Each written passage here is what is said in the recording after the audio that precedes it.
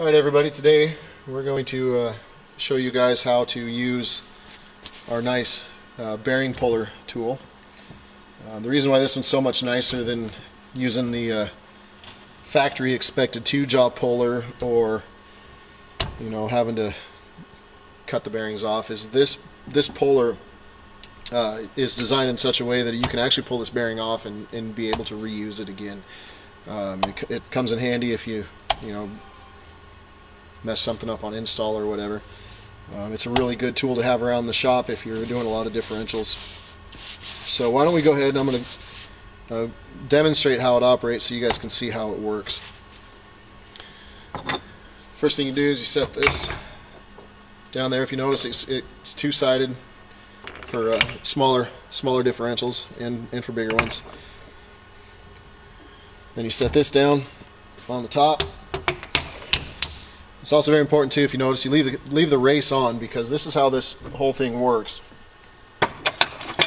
You get these clamshells and you put them on, and if you notice, the clamshell actually catches. It doesn't catch underneath the bearing, it catches under the cage. It uses the cage to pull, which is normally a big no-no, but because you leave the race on, you're just compressing all of this together so it gets a nice tight fit, and you're actually in a way using the race to pull the bearing off.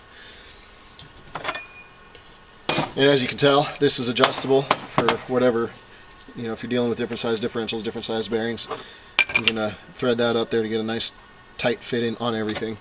So you put the clam on together like that, put the collar on to keep it all in place, and just grab your impact gun and start running it.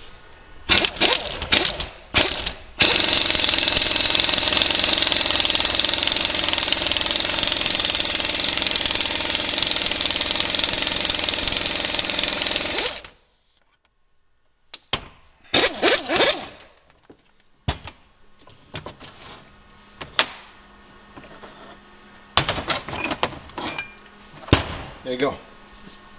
Nice clean bearing, no damage, no marks. You can reuse it if you need to. You don't have pieces of bearing all over your shop. Oh, sorry. There you go.